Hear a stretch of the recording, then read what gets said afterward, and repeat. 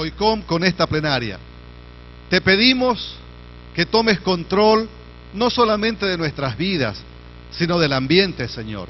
Que tú te puedas mover con completa libertad en este lugar, preparando nuestras vidas, preparando nuestros corazones, nuestras mentes, hablando a nuestras vidas, hablando a nuestros corazones, a nuestras mentes, Señor, tocando nuestros pensamientos, nuestras actitudes, nuestras motivaciones, Señor, desafiándonos a hacer cambios de conductas en nuestras vidas que nos permitan agradarte más y glorificarte más todavía, Señor.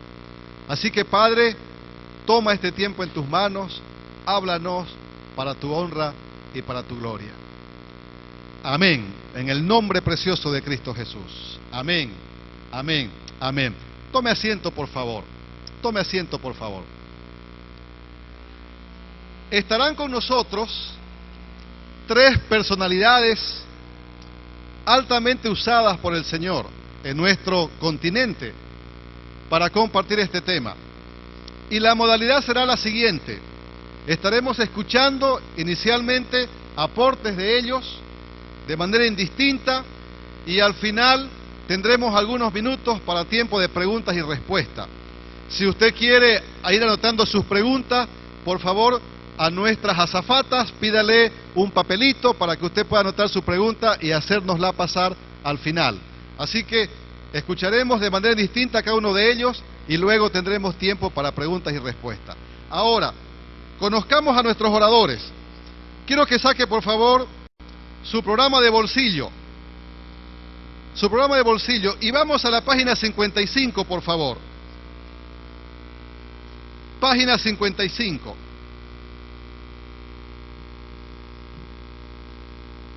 Y nuestro primer orador será don José González. Y lo vamos a conocer. Busque ahí la foto, por favor. Ahí está. José L. González. Él es catedrático de la Regent University y conferencista. Ha trabajado en Inglaterra, en Francia, en México y sobre todo en los Estados Unidos. Su sed de justicia para los oprimidos lo llevó a militar en la izquierda radical hasta su conversión a la edad de 33 años.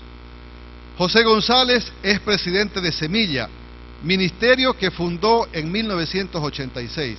Sirve como asesor a centenares de líderes en toda América Latina.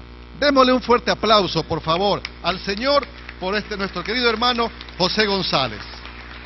Todavía. Ok.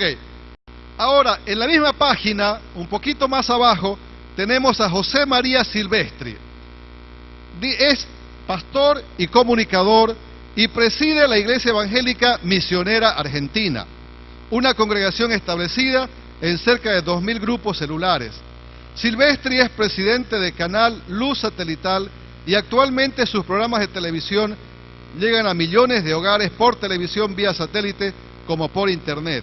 Además, desarrolla una obra social con más de 1.000 centros de asistencia médica y alimentaria. Démosle un fuerte aplauso, por favor, al Señor por la vida de nuestro pastor José María Silvestri. Bienvenido, pastor. Ahora quiero pedirle que me acompañe a la página 60, por favor, de nuestro programa de bolsillo.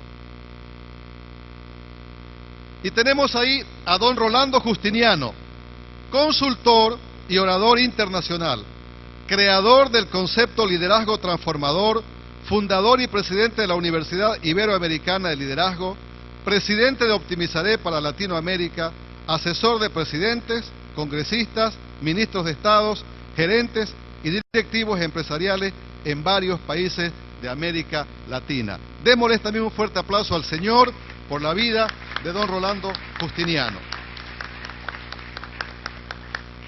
Bien, vamos a escuchar primero a nuestro hermano José González. Él tomará unos 10 minutos, luego ingresará a compartir, a aportar a Rolando Justiniano, otros 10 minutos aproximadamente, luego regresaremos a don José González, otros 10 minutos, volveremos a Rolando Justiniano 10 minutos y luego al final tendremos un cierre del pastor José María Silvestri. preparemos nuestros corazones y escuchemos lo que el Señor tiene para nosotros en esta mañana. José. Bueno, antes que nada quiero dar un saludo a la hinchada, a mi compatriota ya Lemuel La Rosa de Radio Transmundial. Tengo varios amigos aquí presentes, es un honor estar con ustedes, hermanos. Este tema es un tema difícil, en que encontrar una definición para este concepto, este término, esta cultura del postmodernismo no es cosa fácil, porque como los exponentes de esta corriente son radicales por definición y son intelectuales radicales, entonces no concuerdan ni entre ellos en lo que debe ser la realidad. Yo hablo con conocimiento de causa porque sin haber llegado a ser un intelectual, sí fui un radical durante muchos años de mi vida. Y en ese trasfondo se dio de que fui miembro de una comuna, de esas comunas que teníamos los hippies allá por los 70, dirigida por la esposa del fundador de este movimiento, el que le dio su nombre, Leslie Fiedler. Entonces viví con ella, con sus hijas, con su sobrina, conozco a la familia y conozco muy bien los efectos del posmodernismo, porque allí estaban a la vista, vivíamos todos juntos en aquella comuna. Éramos radicales que queríamos desechar el orden anterior, algo parecido a lo que pasó con la Revolución Francesa, cuando el viejo orden, l'Ancien Régime, fue rechazado por los intelectuales franceses de la época y quisieron suplantarlo y reemplazarlo por un nuevo orden, una nueva cosa. Bueno, en este momento el posmodernismo no ha llegado todavía a una etapa de definir qué es lo que quieren edificar. Entonces está todavía en el proceso de deconstruir. Lo opuesto de edificar es deconstruir, que en el sentido, por supuesto, literario y crítico de la palabra, tiene un significado especializado. Quiere decir entrar al fondo de un texto y encontrarle los absurdos y plantarle dudas a quienes están leyendo ese texto literario de lo que fuera sobre la posibilidad de toda verdad. Es un movimiento radical, como les digo, se puede remontar su origen hasta Nietzsche, el filósofo que dijo Dios ha muerto, un rechazo de todo lo anterior. Ya no necesitamos de Dios, era lo que quiso decir en esa frase. El filósofo a fines del siglo XIX, pero el posmodernismo que nosotros estamos recibiendo, y algunos de nuestros sectores, de eso les va a hablar más profundamente mi compañero Rolando Justiniano, tiene un origen europeo y norteamericano. Foucault, el autor francés, tal vez conocido por ustedes en sus estudios universitarios, François Foucault, Derrida, una serie de autores que han viniendo principalmente de la crítica literaria. Esta gente eran intelectuales, todos profesores universitarios, todos ellos radicales como yo en su juventud, solo que antes que yo, la mayoría, mucho mayores que yo solo tengo 60 años y estas ideas hace como 40 años que están ya en vigencia en esos mundos y círculos intelectuales. Ellos quieren desentenderse de una cosa que prácticamente ellos la inventaron, pero tiene su sentido, que le llaman la modernidad. La modernidad sería el pensamiento que ha predominado en el occidente en los últimos más o menos 300 años, del iluminismo para acá. Y se basa en el sentido aquel de Descartes, del filósofo francés Descartes, que decía, pienso, y el hecho que pienso, eso es lo que demuestra que existo. Pienso, por tanto, existo.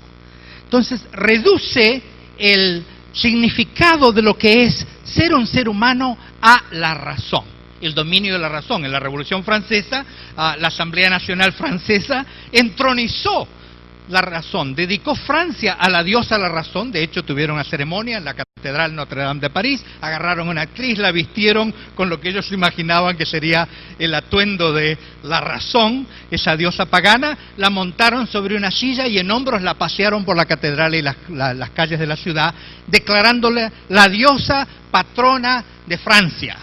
la razón. Bueno, eso es un extremo, ¿verdad? Una ilustración extremo de lo que estoy hablando. Pero eso da origen a todo movimiento, no todo ello malo. No quiero dejarlos con la impresión de que el modernismo, la modernidad, es algo malo. No, todo lo contrario. Dios nos ha dado la razón y nos ha dado para que la usemos. Y gracias al buen uso de la razón, la ciencia, la tecnología, nos han llevado a espacios increíbles. La humanidad ha progresado enormemente. Pero siempre ha habido dentro del trigo que Dios siembra, ¿verdad? Los dones que nos da a la humanidad, siempre ha habido esa cizaña, esa otra semilla sembrada para mal, para que a raíz y a partir de las mismas ideas de que el ser humano es un ser racional y que la realidad es conocible y es entendible, que nosotros podemos comprender y podemos catalogar las leyes de la naturaleza. Esas son verdades. Pero junto con esas verdades este otro engendro, esta otra cultivo, esta otra semilla plantada que ha llegado a predominar y ha prácticamente matado el cristianismo en Europa, por ejemplo, que fue cuna para nosotros durante tantos siglos, y Europa hoy en día es espiritualmente un desierto. Algo parecido está ocurriendo a pasos agigantados en Estados Unidos, que también fue cuna de evangelio para tanta obra misionera y dio ejemplo en tantas dimensiones de lo bueno de la edad moderna. La edad moderna ha tendido a enfatizar y a veces a absolutizar ciertos valores. Énfasis es una cosa, absolutismo es otra cosa. Cuando caemos en absolutismos, caemos necesariamente en el error. Porque hay uno solo que es el Altísimo, hay uno solo que es todopoderoso, hay uno solo cuya ley es absoluta, y no somos nosotros, no es nuestra mente, no son nuestras herramientas científicas. Así pues, entonces, que el posmodernismo se yergue, se levanta en revolución, en rebelión contra un sistema que ha predominado en el mundo realmente, aunque nació y se crió en Europa y en Estados Unidos durante unos cuantos siglos, más o menos unos 3 siglos. Y ese sistema que nos dio la ciencia, el progreso de la ciencia, nos dio el progreso asombroso de la tecnología, cayó en el orgullo de creer que la mente es el todo, es el fin de todas las cosas, el ser humano es la medida de todas las cosas. Y por tanto, si yo con mis instrumentos racionales y científicos no puedo comprobarlo, no puede ser una verdad con ninguna importancia. Eso es lo que ha pasado con el cientifismo, con el racionalismo. Son diferentes rótulos que se le ponen a estas corrientes de ideas y de pensar, donde el científico humanista ha dicho, bueno, esa idea de Dios es una hipótesis que ustedes tienen, los que creen en esas cosas. Es su opinión, tiene valor de opinión, pero no es un hecho, como lo es, yo qué sé, la penicilina, que tiene un efecto predecible, medible, consistente, replicable cuando se aplica a ciertos tipos de infecciones. Y entonces ha redefinido la verdad en base a lo que él puede comprobar con sus instrumentos humanos. Es como si yo dijera, si yo no los puedo ver a ustedes a través de estos lentes, ustedes no existen o no tienen importancia, porque yo no los veo. Eso mismo hace el racionalismo científico cuando dice, solo aquello que puede ser comprobado por nuestros instrumentos de la ciencia tiene validez científica y se puede ser llamado un hecho. Lo demás son opiniones, son creencias, son permisibles, pero no se puede decir que son verdades, porque la ciencia no las puede corroborar. Y claro, por la ciencia no vamos a alcanzar a Dios, porque Dios no se hizo conocible a través de nuestras herramientas, sino que se da a conocer a través de sus herramientas, como lo es la fe, por la fe, y no solo a través del mero entendimiento humano. Entonces la idea modernista se volvió orgullosa y cayó en manos de gente orgullosa, porque muchos otros modernos han sido grandes cristianos que han traído gran progreso y beneficio a la humanidad. Entonces el posmodernismo se rebela en contra de eso y enfatiza otras cosas. Cuando aquellos enfatizan el racionalismo, ellos enfatizan lo que le llaman el espiritualismo, pero no es espiritualidad en el sentido nuestro. No, es aquello tenue, aquello indefinible. Son artistas los que inventaron el posmodernismo, son escritores, son pintores, son gente que vive en el mundo no solo de las ideas, sino de las ideas más abstractas, más simbólicas. Ese es el mundo del cual se origina los que definen esta corriente. Cuando aquellos creen en la ciencia, el modernismo enfatiza la ciencia y la tecnología, el posmodernismo enfatiza la experiencia, no la ciencia comprobable, sino la experiencia personal. Si yo no lo experimento, no es. Si yo no lo vivo, no es. Si no me afecta personalmente, no es. Estoy pintando con un pincel muy grueso unas cosas que son mucho más delicadas y no tengo el tiempo de hacerlo, ni sabía, tal vez no tengo la capacidad intelectual tampoco de hacerla en más detalles. Pero quiero pintarles un cuadro de dos fuerzas en conflicto, porque estamos en un tiempo de transición entre dos etapas de la historia, dos movimientos que están en conflicto, están luchando entre sí. La modernidad rige aún la mayoría de las instituciones, la mayoría de los fenómenos, la mayoría de los movimientos y de las multitudes en la humanidad. La mitad de la humanidad todavía desea poder tener esas vacunas que la ciencia inventó, que ellos todavía no las han recibido, y por eso hay una mortalidad infantil increíble. Entonces, estamos hablando de una avanzada, pero una avanzada importante que se nos está comiendo, como Rolando les va a poder explicar mejor que yo, la mejor gente que tenemos. Los líderes del futuro son los que están cayendo en esta trampa del postmodernismo para escaparse de la trampa del modernismo humanista secularizado, antidios, que por su orgullo rechazó a Dios y por tanto le echó la espalda a todos los grandes beneficios que Dios le trajo a la humanidad a través de la ciencia, de la tecnología y de lo que se le ha llamado la modernidad. En contraste con la primacía de la razón, entonces el posmodernismo enfatiza la primacía de la experiencia. El modernismo entronizó junto con la razón la verdad. A los 6 meses la Asamblea Nacional Francesa se cansaron de la razón y decidieron poner otra diosa y le cambiaron el rótulo a los templos. Le habían puesto a todos los templos católicos un rótulo que decía Templo de la razón, y le cambiaron el rótulo y le pusieron Templo de la sabiduría, porque andaban en pos de la verdad. Bueno, el posmodernismo se revela contra esa tendencia a entronizar la verdad y dice, no, la verdad no existe, es algo que no es conocible, es todo subjetivo. No podemos decir, nadie puede decir yo tengo la verdad, porque el que diga que tiene la verdad, ese es un opresor, ese quiere oprimir a los demás con su absolutismo de que él y solo él tiene la verdad. Pueden oír entonces cómo hay conflicto entre esta idea posmodernista y nuestra prédica como cristianos, o sea, la verdad que nos enseña, la buena nueva del Evangelio. Le toca ahora al erudito compañero mío, Rolando Justiniano.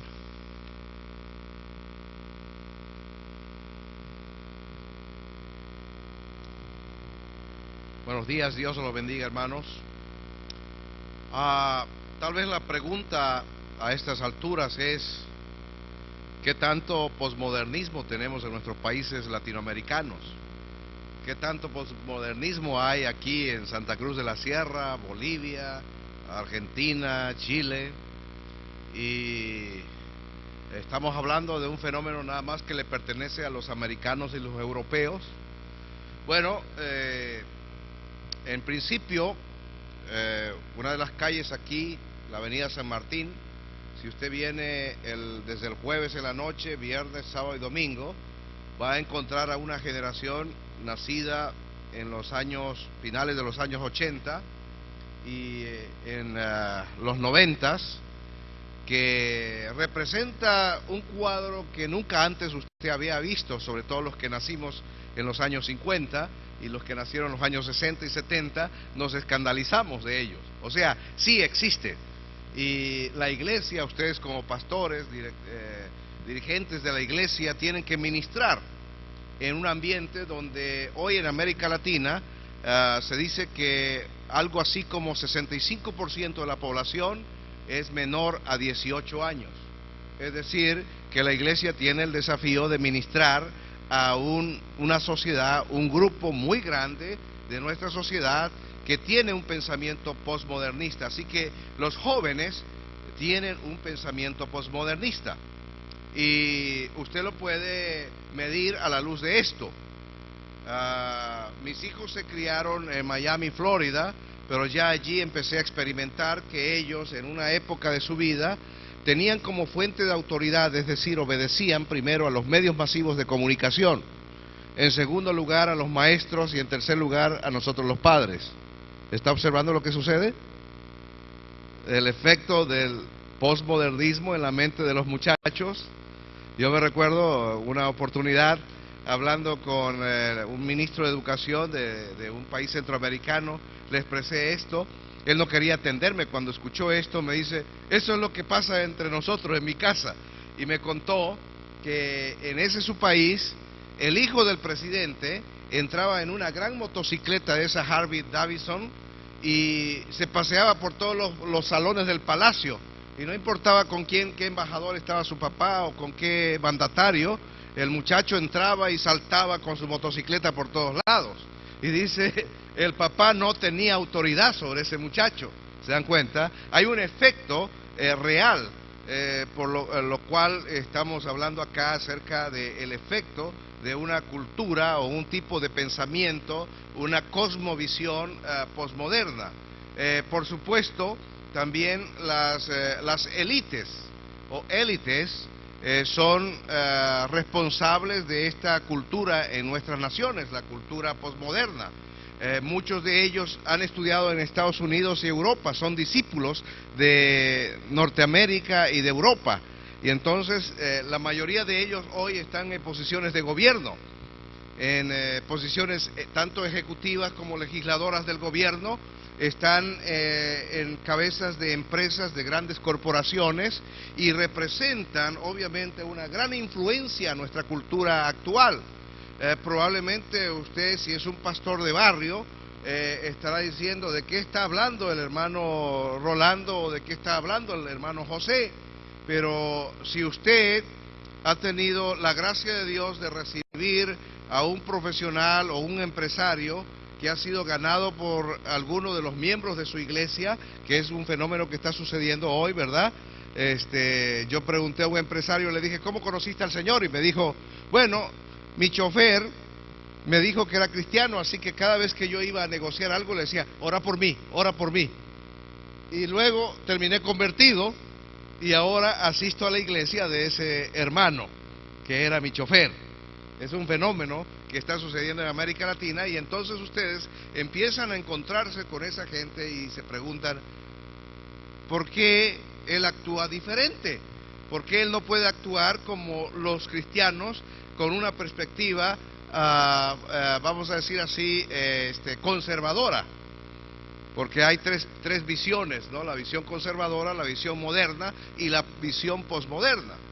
Probablemente algunos de nosotros ya hemos cambiado de la visión conservadora a la moderna, pero aún así no le llegamos a este tipo de público.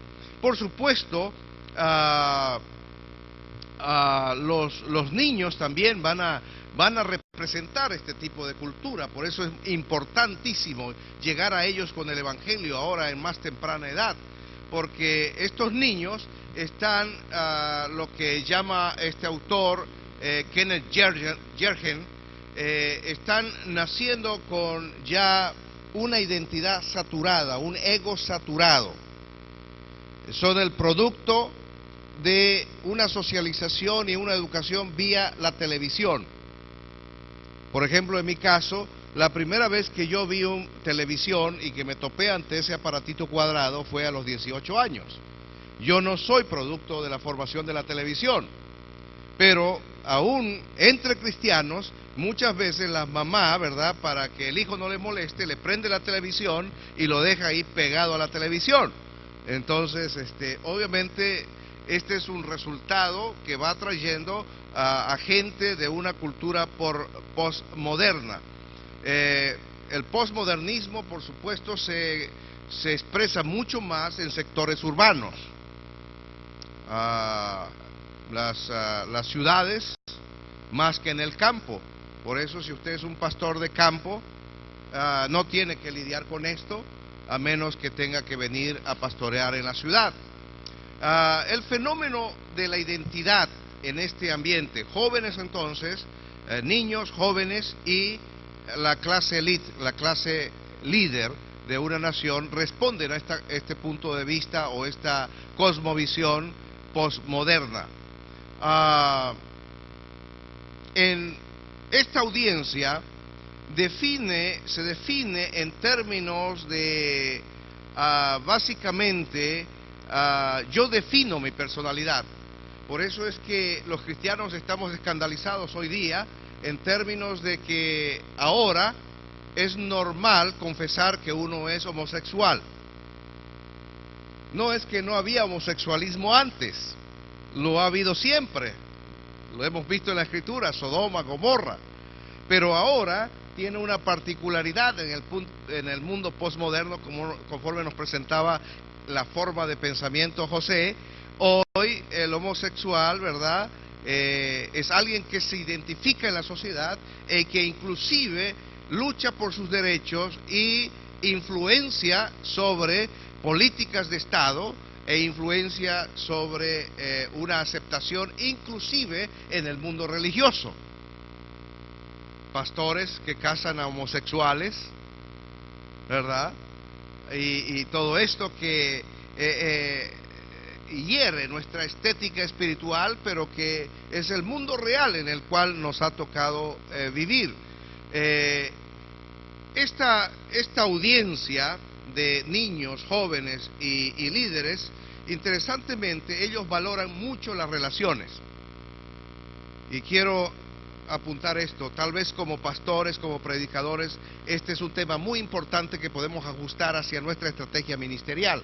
Tal vez me estoy adelantando un poco, pero voy a sentar esta base. Porque ellos aprecian mucho las relaciones. En realidad, aprecian mucho a la persona que les ayuda a crecer. Por eso, hoy en día, aquí en el continente latinoamericano, yo ya no me presento como en los años 60 como un misionero.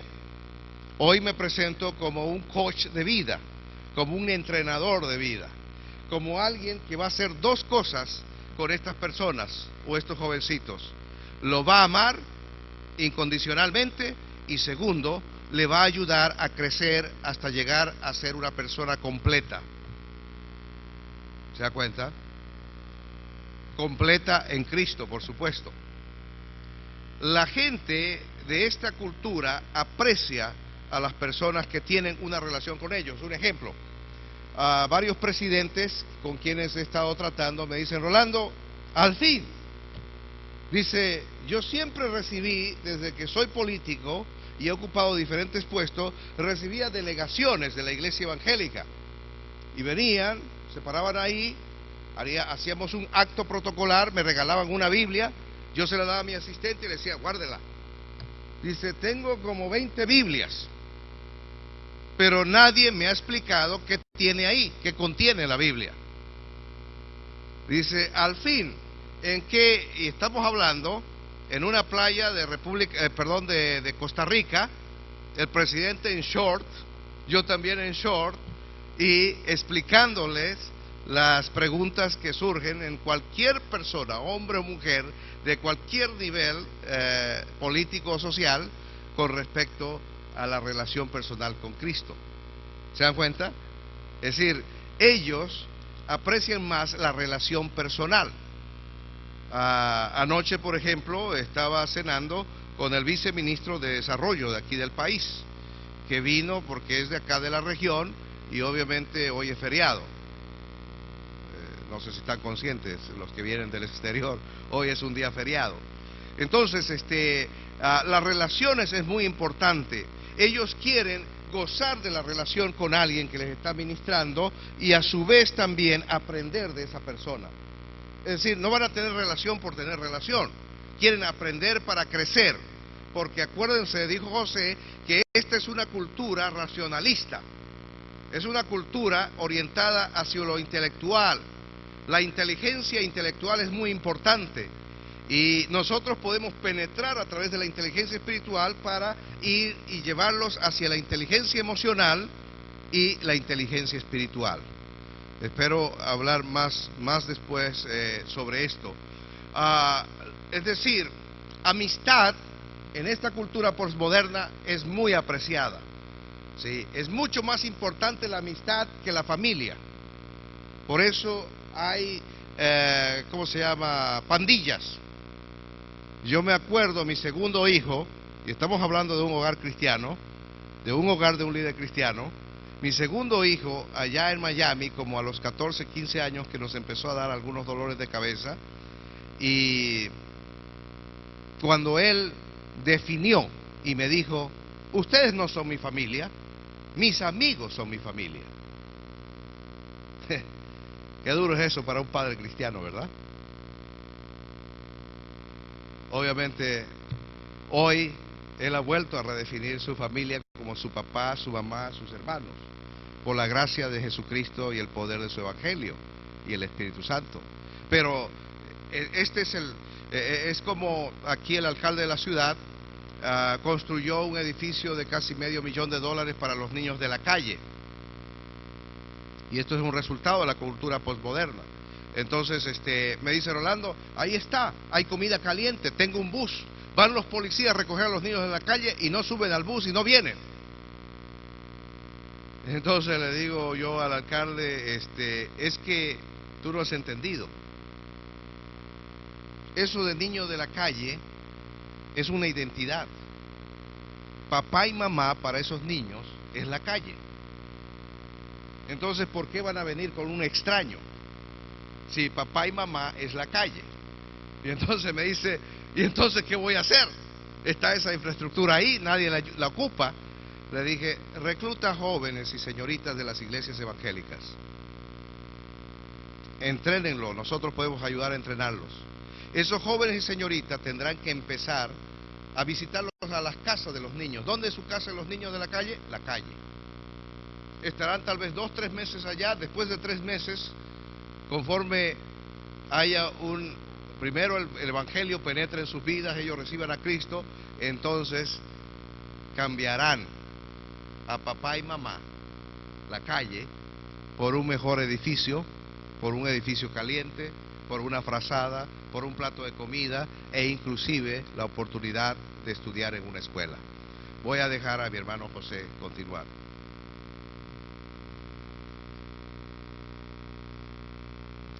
Qué cuadro tan difícil el de esos niños de la calle, y esos niños están por todas partes en nuestra América. Conozco un ministerio en San Pablo que tiene una camioneta, varias, y las mandan con comida, con sopas, y van y las entregan en las mismas esquinas, en las favelas, todos los días. Y solo después de varios meses de hacer eso, logran comenzar a reunir a los que comen. Entonces, mientras comen, les hablan del Señor, y poquito a poco, varios meses después que ganan la mitad, se los llevan a la iglesia y los despiojan, los bañan, los lavan, les dan comida, les dan ropa, y comienza una amistad despacito, sacándolos lentamente de esa realidad de la calle, porque realmente para ellos la familia es la calle, su hogar es la calle, y se sienten fuera del hogar.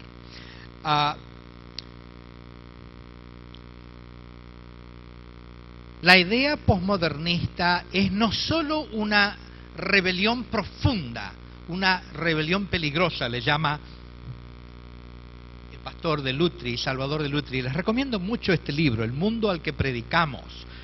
Si no lo conocen, tiene forma de curso, tiene un muy buen complemento de estudios aquí atrás, muy buena libros de referencia. Nos describe el mundo al cual le estamos predicando. Lo publica la editorial Unilit, está disponible, estoy seguro, a través de todas sus librerías cristianas. El mundo al que predicamos. Él tiene 2 o 3 capítulos sobre el posmodernismo que son muy, muy útiles. Especialmente tiene una parte sobre el posmodernismo en la iglesia evangélica, la influencia que está empezando a tener cuando predicamos un evangelio dirigido a las emociones, a través de dándole un énfasis más allá de lo debido a la alabanza, dándole un énfasis más allá de lo debido a la sanidad interior, a la consejería. Él dice, cuidado, por ahí está entrando una influencia está desviando de la centralidad de la palabra de Dios. No los voy a dejar nada más con ese gustito que asegura que todos ustedes se van a comprar este libro, El mundo al que predicamos, de Salvador de Lutry.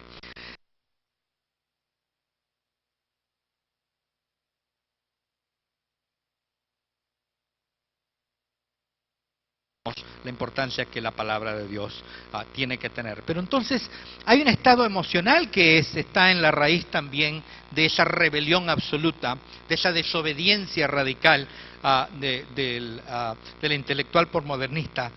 Tiene hambre de vivir la realidad, quiere vida, anda en busca de las mismas cosas que todos nosotros, la vida.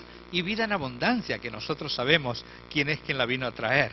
Pero, ¿qué pasa? Le han metido en la universidad, en la escuela, le han metido una duda radical de que pueda existir esa cosa, tal cosa como la vida, tal cosa como la verdad. Es un escéptico y entonces no cree que puede encontrarla. Entonces vive en un desespero, porque si la religión le falla, si la política le falla, si la ciencia le falla, entonces ¿qué queda? Ahí entra la solución. La prédica que le podemos hacer es más que prédica oral, tiene que ser una prédica vivida, como nos indicaba Rolando. Porque cuando falla la religión, cuando falla la política, cuando falla la ciencia, entra la relación.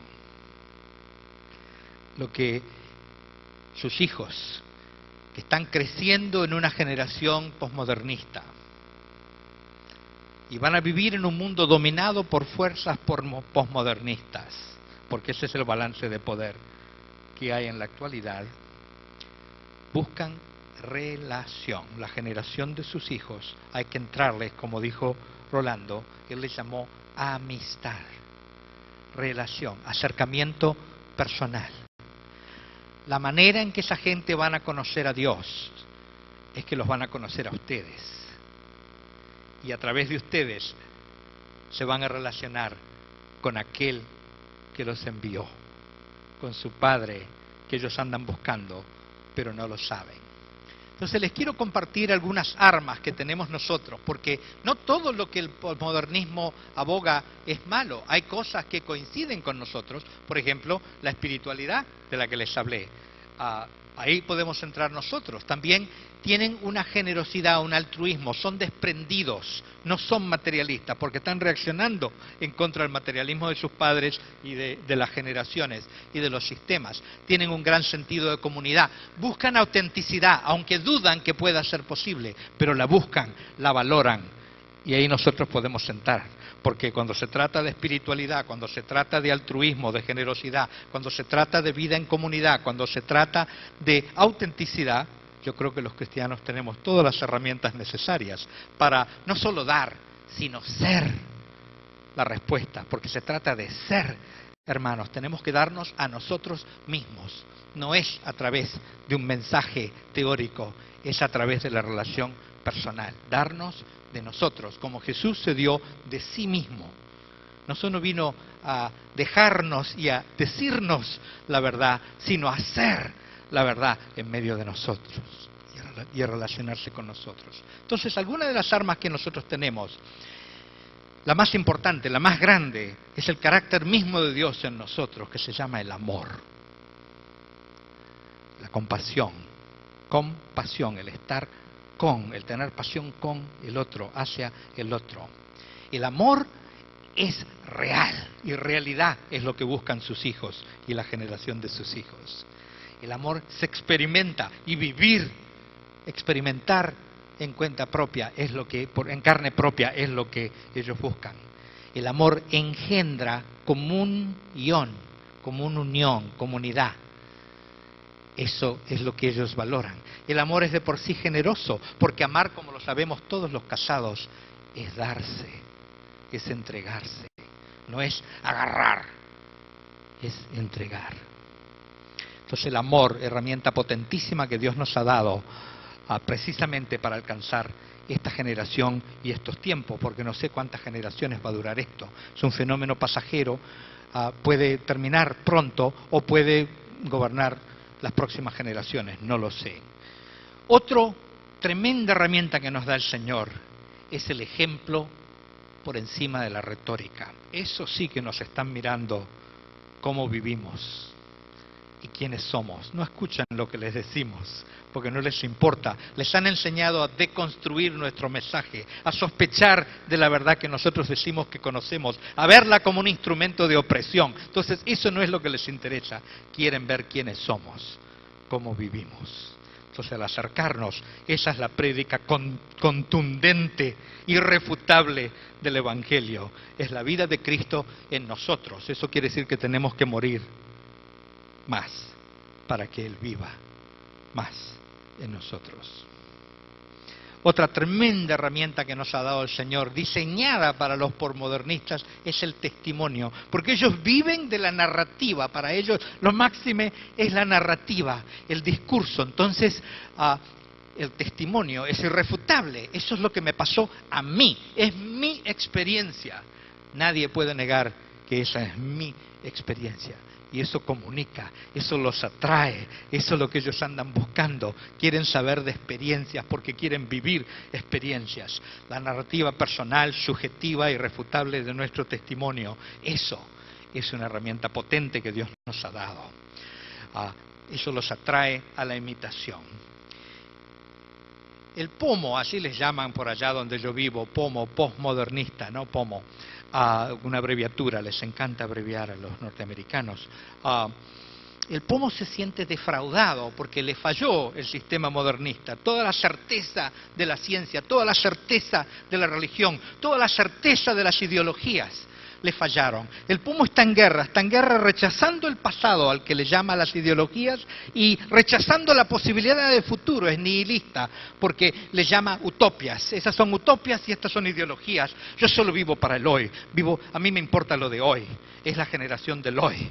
Bueno, ¿saben qué? Dios es el Dios del hoy. Es en hoy en donde Él quiere en nosotros. Hoy es el día de la salvación. Ahí es donde Él está. Bien lo dijo el gran escritor y literario C.S. Lewis, el inglés, cuando escribía aquellas cartas del diablo viejo al diablo joven, diciéndole cómo manejar al sujeto para llevarlo a la perdición. La famosa novela del escritor. Y le dice el diablo viejo, dice, por favor, no los dejes pensar en el hoy, manténlos en el pasado, manténlos en el futuro, pero no los dejes pensar en el hoy, porque en el hoy es donde obra el adversario. Claro que para él, como es diablo, el adversario es Dios, y esa es la realidad. Dios es el Dios del hoy, y el posmodernista solo tiene el hoy, no cree en el pasado, cree que es toda una mentira, una opresión, no cree en el futuro, es nihilista, pero tiene hoy. Y hoy Jesucristo le sale al encuentro, y a quien envía al encuentro de ese joven posmodernista, de ese intelectual enamorado de Europa, es a usted y a mí. Cristo en nosotros, Emmanuel.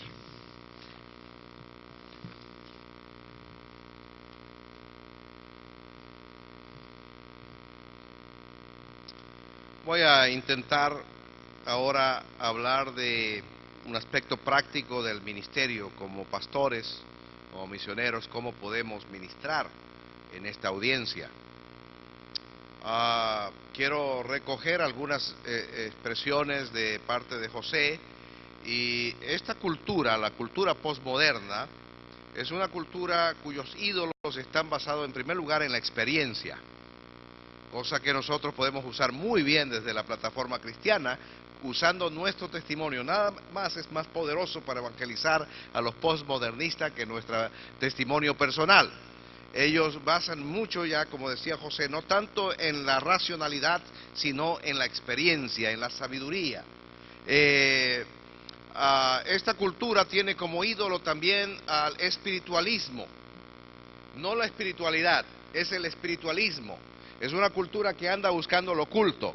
Por eso un presidente de Sudamérica tiene un pastor al lado, pero luego se va el pastor, entra el brujo. Entonces se dan cuenta, ellos están buscando por las cosas ocultas y los poderes ocultos, en búsqueda de mantenerse en el poder. Y bueno, ellos dicen, yo soy espiritual, buscando lo oculto. Otro de los ídolos que adora esta generación es el aspecto racial y cultural. ¿Cuántos bolivianos están aquí? Ok, saben en qué estamos sumergidos ahorita, ¿verdad? Es un problema de orden racial y cultural, ¿no? No es un problema político. Es un problema de que hoy en día uno de los ídolos en esta nación y en otras naciones es el tema cultural.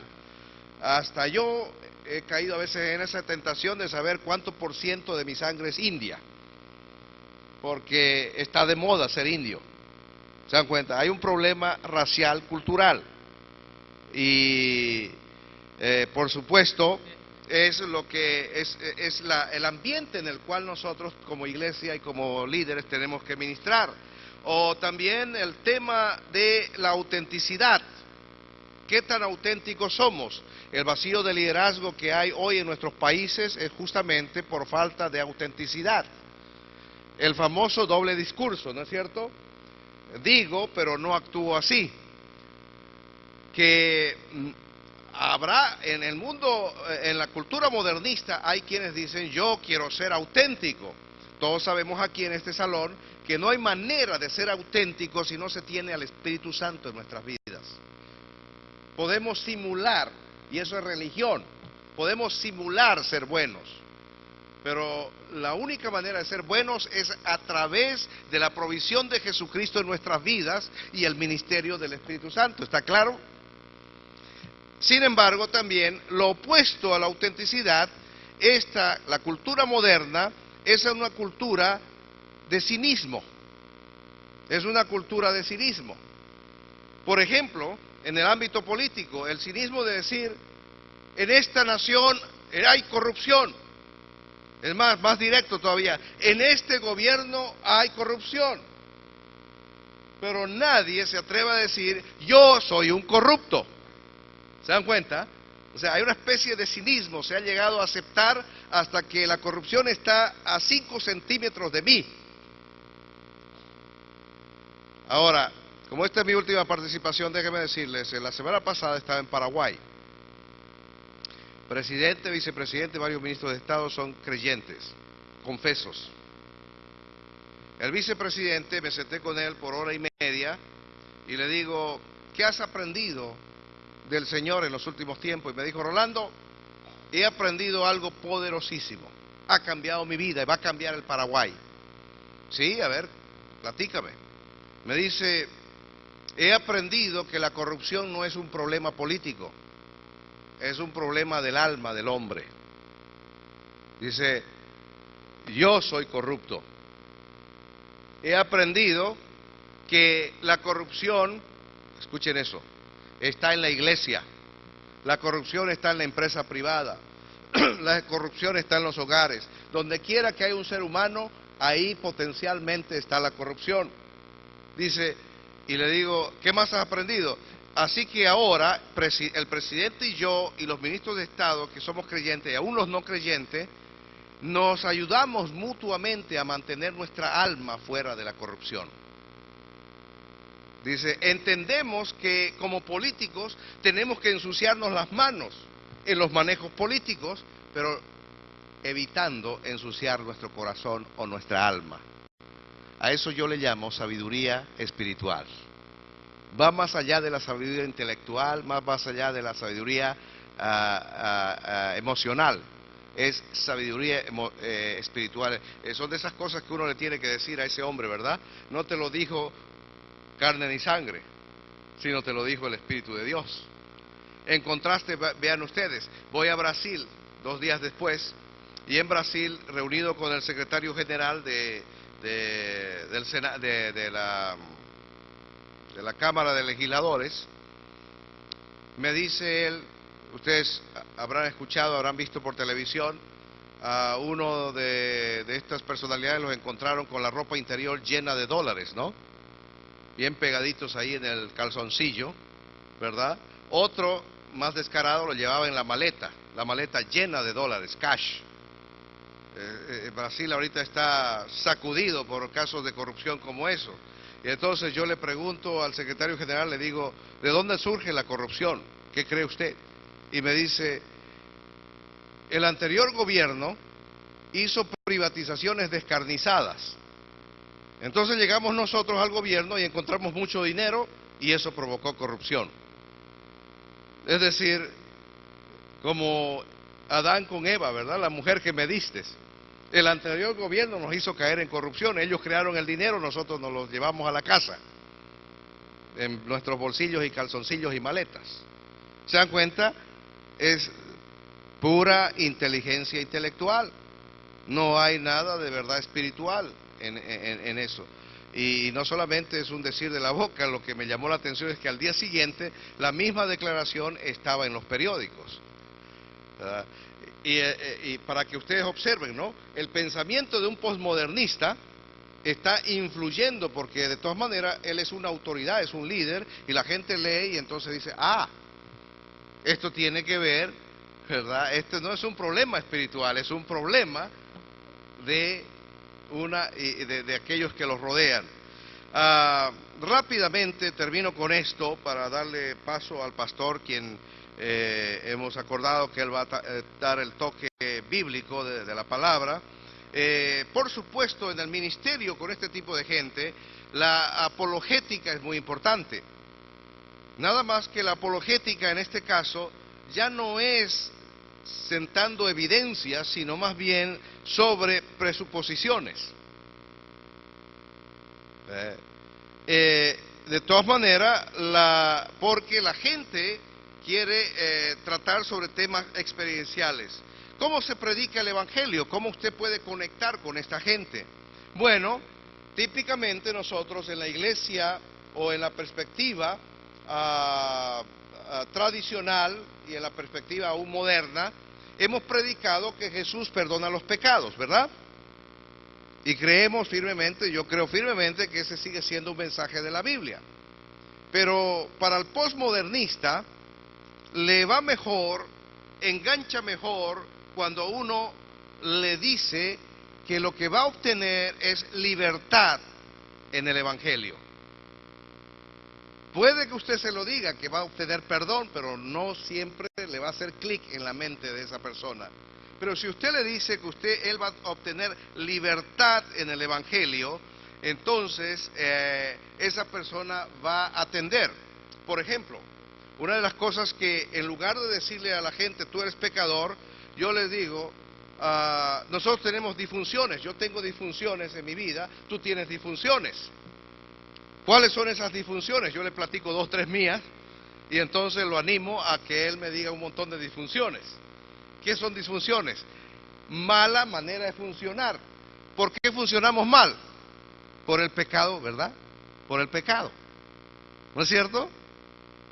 Entonces, le digo, ¿te gustaría lidiar con esas disfunciones? Claro que sí. Yo quiero lidiar con estas disfunciones. La disfunción de querer llevarme lo que no me pertenece de parte del gobierno o de la empresa, ¿verdad?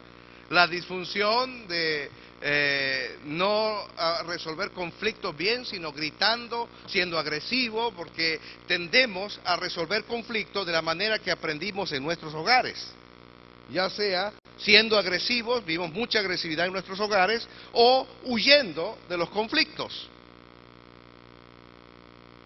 Y la mayoría de ellos realmente encuentran que es algo que es solución para su vida cuando nosotros les decimos, tú necesitas a Jesús para ser libre de esas ataduras, de esos vicios que tienes en tu vida y que son disfunciones que no te dejan ser exitoso, que no te dejan ser próspero como líder. Por supuesto, en el mundo, en el ministerio posmoderno, y ya esto es un hecho en América Latina, aquellos que reciben a Cristo tienen mucha más recepción para crecer en Cristo en grupos pequeños. El grupo pequeño. En el gobierno del Paraguay, usted va a cualquier ministerio y va a encontrar grupos orando, leyendo la Biblia, grupos pequeños. Imagínense si se convierten todos, ¿cuántos templos necesitamos construir para dar ministerio a todos? Es decir, estamos entrando a una nueva etapa de administración, donde los templos, o estamos regresando tal vez a la iglesia primitiva, ¿no? donde los templos son edificios de gobierno, escuelas, oficinas, fábricas, mercados, ¿verdad? Y por consiguiente, el tradicional púlpito está siendo reemplazado por una silla acomodada en círculo, y donde, y esto es muy importante, la cultura moderna no acepta, o por lo menos les cuesta aceptar, la estructura que nosotros queremos meter de sumos sacerdotes en la iglesia. Ellos quieren tener un amigo, quieren tener a alguien que sabe un poquito más de Dios y de la Biblia y que le pueda compartir, con ellos. Ellos quieren eliminar la distancia que hay en este momento de aquí a donde están ustedes. Y quieren relacionarse con su pastor de una manera informal, saliendo a comer con un buen churrasco, con un buen café, etcétera, etcétera. Vamos a ganar a esa población que está infectando dañinamente nuestra sociedad, en el nombre de Jesucristo.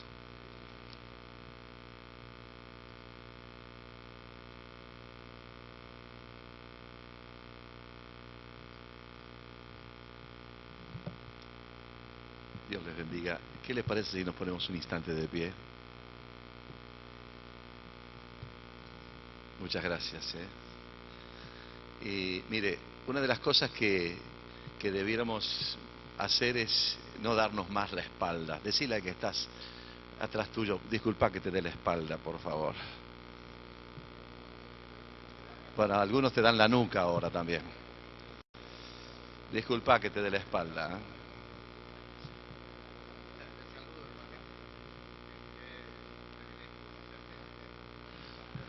Muy bien, muy bueno. ¿Sabe que es bueno a veces, no muy fuerte, pero aunque sea que uno diga gloria a Dios? A ver, otro más que se anime a hacerlo. Bueno, vamos a dar un fuerte aplauso al Señor. Hagámoslo como en casa.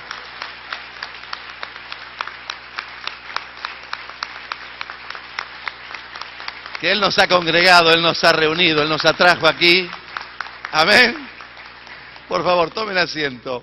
Y seguramente que ahora el tiempo de las preguntas serán muy interesantes, pero déjenme llegar al final en unos pocos minutos. Entre las cosas que estaba pensando hace un momento allí, escuchando tan excelentes disertantes, y me pregunté, ¿Dios será posmoderno? Y sabe que me respondí que sí. Y dije, ¿qué cosa si digo esto ahora? Porque el posmodernismo tiende a tirar todo abajo. Y Dios tira todo abajo. Hermano, nadie queda en pie delante de Él. De tal manera que si alguno de nosotros pretendemos en esta mañana, o yo pretendo sacar algún provecho de este instante, es decir, tu soberanía, Señor, es la que traerá como resultado a este mundo realmente lo que el mundo necesita, y es que se humille delante del Señor. Ahora, usted dirá, ¿y cómo se produce eso? Mire, en la Biblia es el libro, podríamos llamarle, el libro donde el posmodernismo aparece constantemente.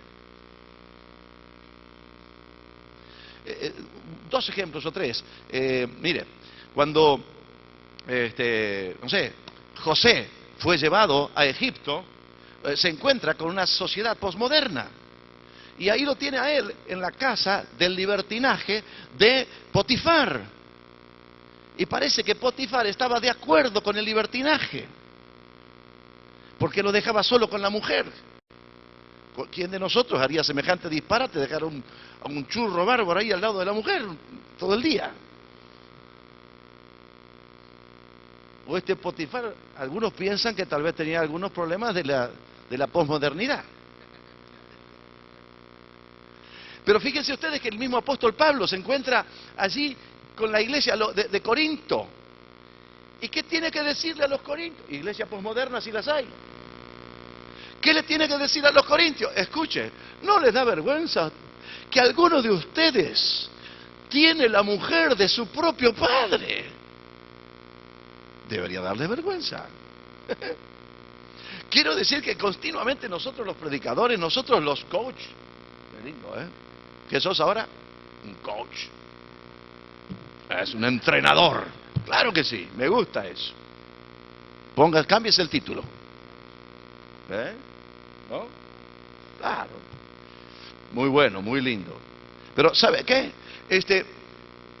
Tengo que llegar al final rápidamente y simplemente voy a hacer el llamado que todos se arrepientan de esta tarde. Será un buen momento para que usted empiece su vida nueva. Este conflicto, otro en la Biblia que lo tuvo fue, ¿sabe quién? El apóstol Juan. Juan tuvo este conflicto. Juan estaba en la isla de Patmos y estaba en un conflicto extraordinario de su vida. Y él se sentía probablemente un predicador fracasado. Desde la isla de Patmos le escribe a las iglesias diciendo: iglesias queridas, iglesias amadas, al ángel de la iglesia les escribo a los portadores del evangelio, a los predicadores, les escribo a la iglesia, les escribo a los miembros, escuchen, volvámonos al Señor. Que no hay otra manera de cambiar esta sociedad si no es teniendo un permanente y continuo arrepentimiento y humillarnos delante de Él. Pero para escribir estas cartas, él tuvo que vivir la experiencia. Capítulo 1 del Apocalipsis dice: caí rendido a sus pies como muerto. Ay, qué lindo eso de las caídas, hermano. Es posmoderno también. Qué bueno, hermano, cáigase todas las veces que tenga que caerse. Y si quiere que lo empuje, venga adelante. Pero cáigase rendido a los pies de Jesucristo, que su voz todavía poderosa está alentándonos a que es pertinente que demos el mensaje, que busquemos a los perdidos y que alcancemos a aquellas familias desesperadas, familias monoparentales, familias disfuncionales, familias disfrazadas, familias que son una desgracia, pero que todavía Jesucristo restaura y levanta a partir del mensaje glorioso del Evangelio. Por eso, hermano querido, quiero alentarte en esta mañana, porque la tercera experiencia de Juan es el capítulo 4, o está relatado en el capítulo 4 del Apocalipsis. Y él, que está en la lucha de la sociedad posmoderna que vive y del conflicto de las iglesias que no saben qué hacer o cómo permanecer fieles, y salvo la iglesia Filadelfia, el resto parece que son un desastre, y algunas de ellas se la creen que están más allá del bien y del mal y que dominan todo, pero no saben que son unos desventurados, pobres, ciegos y demás. Sin embargo, él tiene que ser levantado en el Espíritu. ¿Y sabe qué vio cuando en el capítulo 4 del Apocalipsis se menciona que el Espíritu lo levanta? Dice que ve una puerta abierta en el cielo. Sí, hermano, la puerta abierta en el cielo. Hay una puerta abierta, hermano. Hermano, hay una puerta abierta en el cielo. Siempre la puerta abierta es la oportunidad. Y la oportunidad es para esta sociedad de hoy, esta desesperación, esta urgencia de la sociedad de hoy, que no aguanta que nosotros tal vez nos tomemos 3 meses a ir a buscarlos, porque ya se han muerto varios de ellos antes de que los podamos traer en estos 3 meses, y nada más que 3 meses para aquí. Esta sociedad en donde en Brasil en estos días, acabo de ver en el diario de Río de Janeiro, que hay 20 millones de enfermos y contagiados de SIDA. En esta sociedad donde la urgencia y desesperación de los chicos que se van de las casas es masiva y es tremenda. Hermano, ahí estamos nosotros, que solo necesitamos, ciertamente, tener una vida comprometida, tener una vida donde el discurso no sea el eje, sino sea la esencia de nuestra vida lo que predomine. Pero, hermano querido, todo lo que podamos hacer, todo lo que usted y yo podamos hacer, tendrá que venir desde el trono de Dios. Tendrá que venir desde ese trono de Dios. Cuando Él ve la puerta abierta, dice: aquí está la oportunidad. Y entonces Dios, ¿qué hace? Le revela, le muestra lo que en el trono de Dios está preparado para cualquiera de las épocas, y particularmente para esta época posmoderna. Algunos dicen que la época posmoderna que nos toca vivir, y nos vamos a ir a ese tema porque el tiempo ya se acabó además, pero bien podía decirlo tal vez el hermano Reyes o alguno de los que estamos aquí presentes, esta época posmoderna que está marcando tal vez el anuncio de los tiempos proféticos que nos aguardan. Y hermano, ¿qué le dice el Señor a la iglesia para los tiempos proféticos? Avívense, estén alerta, estén atentos. Es el tiempo donde han de tener que jugarse con todo. Y allí estaba Juan en la isla de Patmos. Y el Espíritu lo levanta al cielo. ¿Y qué es lo que ve en el cielo? Y allí dice que escucha la voz del Señor que le dice, sube acá, ven a mí, y yo te mostraré todo. Y al instante dice, yo estaba en el Espíritu, y aquí un trono establecido en el cielo. Hermano querido, pueden venir los gobiernos, pero los gobiernos pasan. Pueden venir los gobernantes, pero los gobernantes pasan. Pero hay un trono en el cielo y uno allí sentado que nunca pasará. Vendrán las modas, se fue el comunismo, ¿dónde está? Y hermano, se va a ir el ateísmo, no tenga ninguna duda. Y van a irse se escapan las utopías, se disparan las cuestiones de la vida. Pero ahí el trono está establecido en el cielo. ¿Cuántos dicen conmigo amén? Y ahí, ¿sabe qué? Dice que y el aspecto del que estaba sentado era semejante a piedra de jaspe y de cornalina. Y había alrededor del trono un arco iris semejante en aspecto a la esmeralda. Y alrededor del trono había 24 tronos. Sepa que esa es una imagen linda de la iglesia de siempre. Alrededor del trono hay 24 tronos, 12 y 12. Y vi sentados en los tronos 24 ancianos, vestidos de ropas blancas, con coronas de oro en sus cabezas. Qué lindo. Esa es la iglesia del Señor. Usted está ahí, hermano. No tenga ninguna de los que estamos allí nosotros.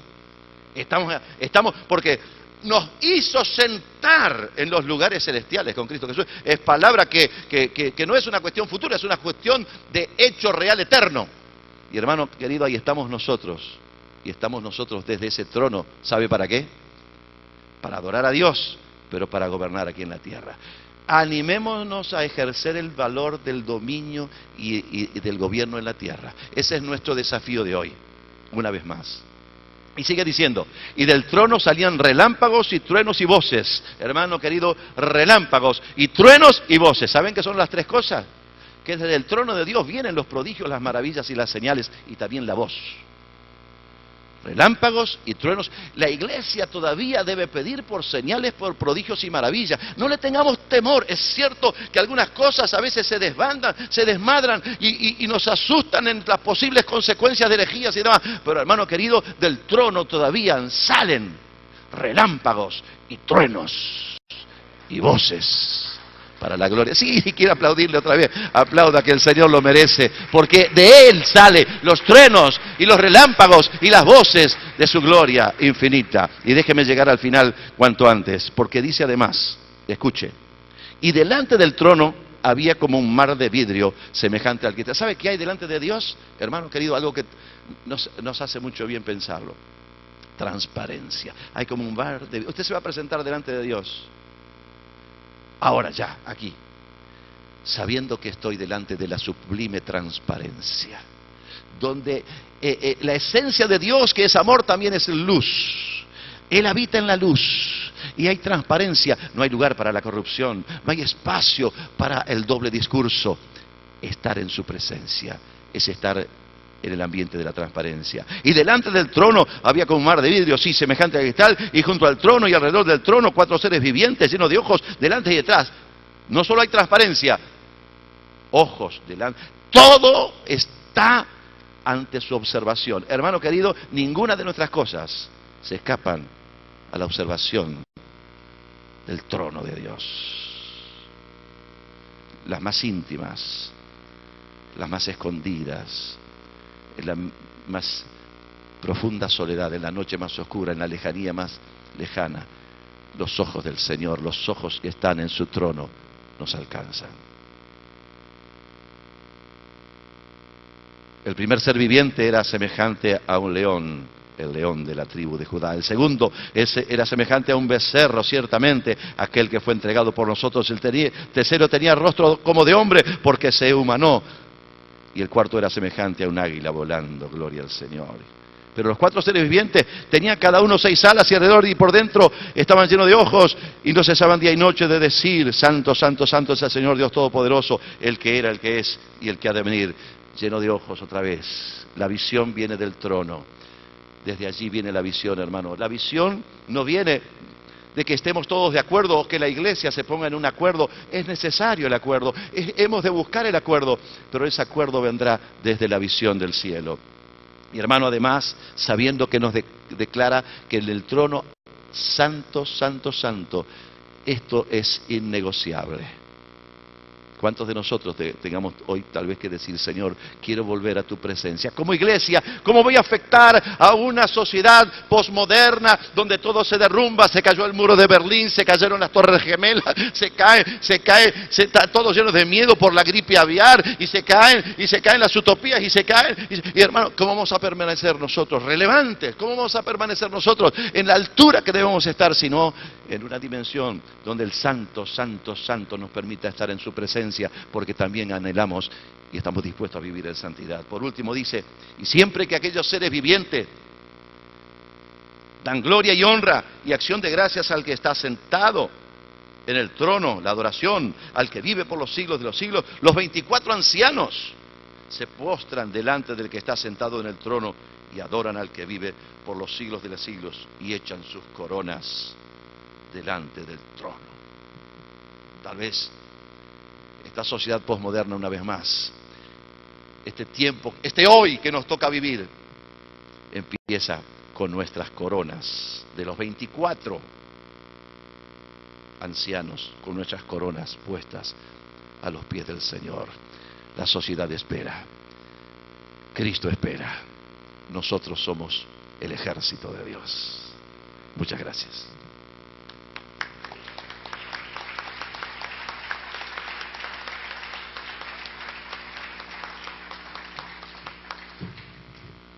Muchas gracias. Mientras usted escribe su pregunta, pida un papelito, por favor. Si quiere escribir una pregunta, levante la mano para que le pasen un papelito. El posmodernismo, decía nuestro querido hermano José Reyes, tiene que ver con la experiencia personal. Cómo poder enfrentar aquello, cómo llegar a aquellos.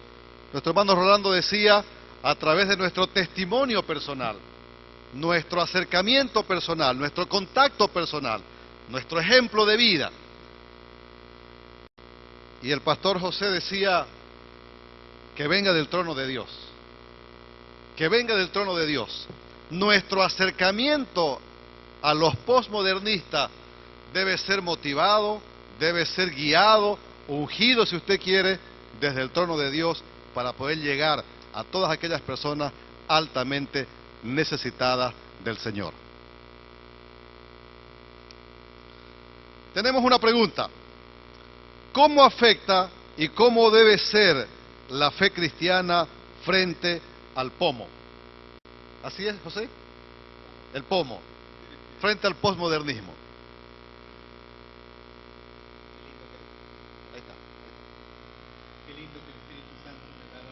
A leer la palabra también, porque esta pregunta creo que la responde muy bien Jesús. Jesús no vino a predicar su mensaje, sino el mensaje del Padre. Jesús no vino por cuenta propia, sino que fue enviado por el Padre.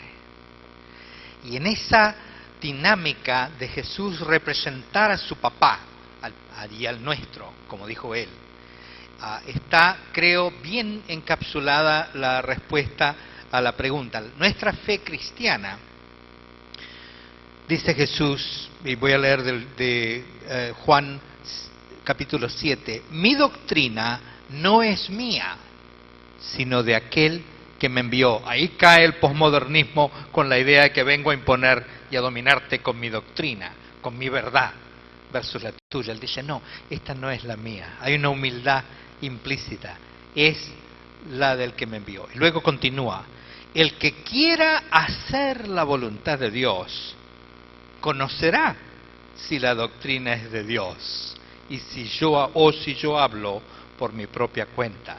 Entonces, hay una prueba. La prueba tiene que ver con tu corazón. La responsabilidad es tuya. Si tú realmente quieres hacer la voluntad de Dios, entonces vas a saber si esta doctrina que yo te digo es de Dios o si soy un cuentamusa. Ok, gracias. Otra pregunta. Posiblemente es bastante puntual. Hermano Rolando, ¿entendí mal o usted dijo que el vicepresidente de Paraguay le dijo que quería mantener su alma libre de corrupción aunque sus manos se ensucien? ¿Significa esto que se puede ser limpio espiritual y sucio de manos al mismo tiempo? Ok, qué bueno que no se va, hermano, con la duda. Cuando estoy hablando de ensuciar las manos, nuestra percepción general de cristianos y no cristianos es que la política es sucia, ¿no es así? Sin embargo, es un ministerio que el Señor ha dado a través de la Escritura. Romanos dice que nuestros gobernantes son ministros de Él. Es otro tipo de ministerio. Proveer cuidado, protección física, infraestructural. Cuando hablo de que se ensucien las manos, estoy hablando de que se mantenga activo, ocupado, que obviamente está en un ambiente corrupto. Paraguay es una de las naciones más corruptas. No sé si Bolivia le gana o Paraguay nos gana, no sé, pero estamos por ahí. ¿Cómo es la cosa? No, eso porque eres venezolano. ¿Ah, sí? En el último, hace un mes salió la... ¿Sí? Ok. Pero Paraguay está por ahí. Así que, hermano, no quiere decir, ¿verdad?, que... sí, es una competencia. No quiere decir que el vicepresidente, por lo menos, no hay evidencias hasta este momento, ¿no?, que ensucia sus manos con dinero mal habido. En todo caso, ensucia sus manos con trabajo duro, trabajo inteligente, sabio. Pero, obviamente, a su vez también está rodeado de tentación. Ok, muy bien.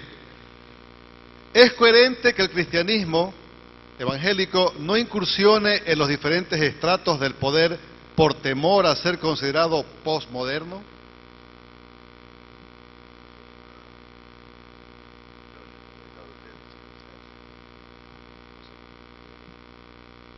No sé si entendí bien la pregunta. Dice que el cristianismo no funciona en los estratos de gobierno. ¿Es coherente que el cristianismo evangélico no incursione en los diferentes estratos del poder por temor a ser considerados posmodernos? Bueno, la verdad es que hay lugares todavía donde el cristianismo no incursiona en los estratos de gobierno, pero yo no los conozco. ¿Tú conoces alguno? Donde no haya cristianos que estén en la Suprema Corte de Justicia, en los parlamentos, congresos, senados, diputaciones. A nivel presidencial y vicepresidencial, yo me imagino que por lo menos en la mitad de los países que tenemos, o el que funge o su mujer ha manifestado fe en Jesucristo. Yo creo que la percepción del hermano en su pregunta es debido a la tendencia que hay de formar partidos de fe. Y personalmente yo creo que no los necesitamos porque, José, tú sigues la estadística. Por lo menos yo ahora calculo que hay más de 2.500 hermanos de la fe que están en posiciones claves de gobierno. Obviamente acompañando a veces gobiernos que no son buenos, pero ellos siendo luz en la oscuridad. Eso es lo que Jesús quiere que nosotros seamos, ¿no? ¿Qué es la luz? La luz es para que se distinga la oscuridad. Y mientras haya cristianos en los gobiernos y en entidades estatales, pues allá habrá luz. A veces una lucecita, tengo que aceptar eso. Pero en todo caso está la luz. Ok. ¿Cómo podríamos ganar almas en este tiempo posmoderno? Creo que el desafío de ganar almas está planteado en todas las posibilidades. Una de las cosas que creo que se remarca dentro de lo que son los grupos pequeños, en nuestro trabajo ministerial le damos mucho énfasis a lo que llamamos grupos de crecimiento. Un 2100 y tanto de grupos se reúnen en sus casas, en nuestra ciudad, en algunas ciudades vecinas, que están bajo la responsabilidad de nuestro ministerio. ¿Y cuál es el concepto que entendemos? Es que cada casa, cada familia de cristianos debe ser un templo, un santuario. Y que además cada creyente, cada uno que manifiesta su fe en Jesucristo, debe llegar a ser alguien que guía a otros. Dentro de nuestro sistema les llamamos maestros. Todos somos llamados a hacerlo. Cada casa un santuario y cada creyente alguien que guía a otros. A partir de esto, creo que lo decía muy bien mi hermano, hay un meterse en la sociedad, en los barrios, en los distintos niveles, en las universidades, en los hospitales, en el gobierno, donde quiera sea, hay grupos en donde cada uno está evangelizando y llevando su tarea. Pero hay lugar para las grandes campañas. Hay lugar para las campañas masivas, hay lugar para las grandes cruzadas, hay lugar para el evangelismo a través de los medios masivos. Hay un lugar impresionante, muy desafiante hoy, para la predicación por la televisión. Porque Jesús dijo, mire, si ustedes no salen por la televisión, van a salir las piedras, y algunas piedras están saliendo, tal vez porque algunos de nosotros no estamos queriendo dar la cara en la televisión y todo lo que eso implica. Pero creo que es tiempo para todos de hacer la tarea, ¿sí? Okay. Gracias. Tenemos un sinfín de preguntas, así que posiblemente vamos a ir un poquito más rápido. ¿Cómo se da cuenta un pastor de que la visión que tiene viene del trono de Dios? Y añadir a esa pregunta, ¿quién debe definir la visión en una iglesia? Yo estuve hablando sobre el trono de Dios y por eso me tiran el micrófono para este lado. Pero no es porque ellos no puedan decir nada al respecto, ¿no? Sino que, mire, por eso es muy importante. Creo que al trono de Dios no es que llegan algunos. Al trono de Dios debemos llegar todos. Y ciertamente lo explicaba muy bien mi hermano, la convicción personal, aquello de que lo compruebo, lo sé porque sé, lo vivo porque en mí es algo profundo y no porque solamente lo leí o me lo contaron. Esta es la vida cristiana. Olvídese de la vida cristiana de que cuándo te convertiste. La vida cristiana es cuánto estás en el trono de Dios cada día. Gracias. Para Rolando, si les hablamos a los posmodernos de disfunciones, entonces, ¿cómo podemos llevarlos al arrepentimiento? Sí, es un defecto que Sí, sí. Así viene de fábrica.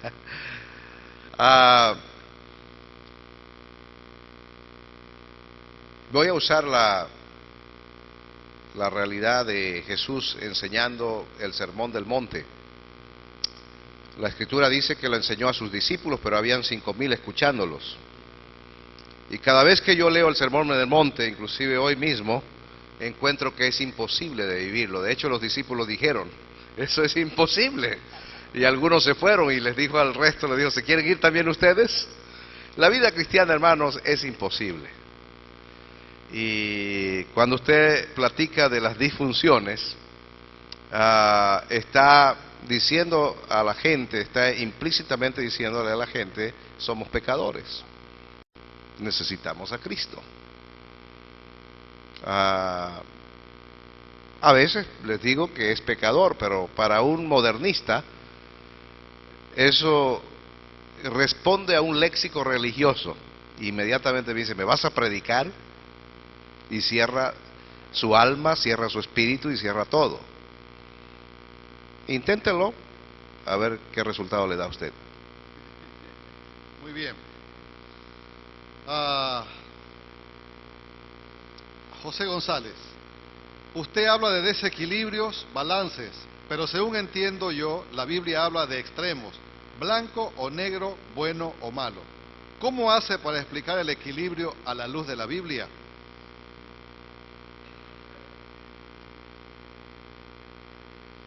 Una pregunta bastante teórica, bien posmodernista la pregunta. De este siglo. No quiero acusar a nadie porque de posmodernista todos tenemos un poco. Sí es cierto de que Dios es un Dios de absolutos. Lo dije en mi discurso. Él es absolutamente santo. Por eso santo, santo, santo.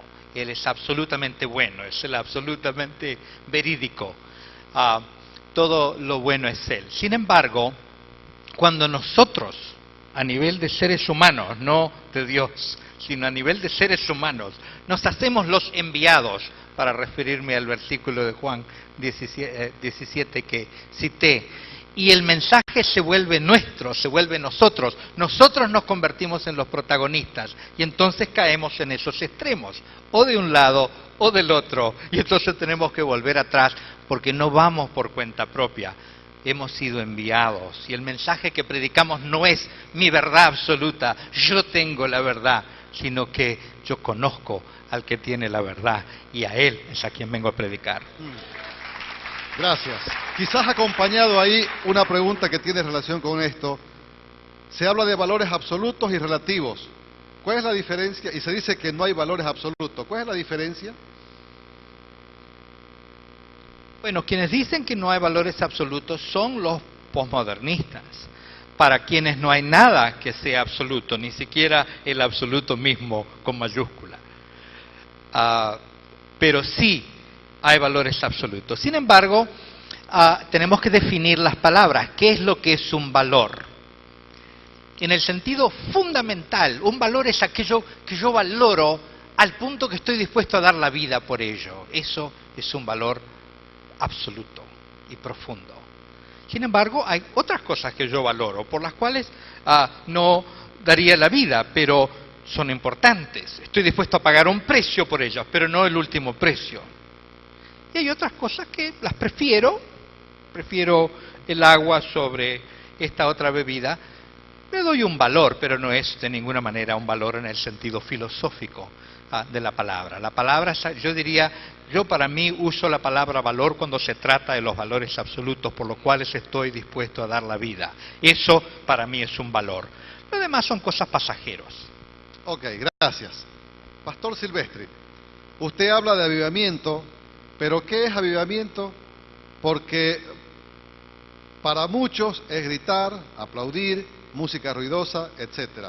Pero sin respaldo genuino de vidas limpias. ¿No puede tener un avivamiento sin hacer esas cosas?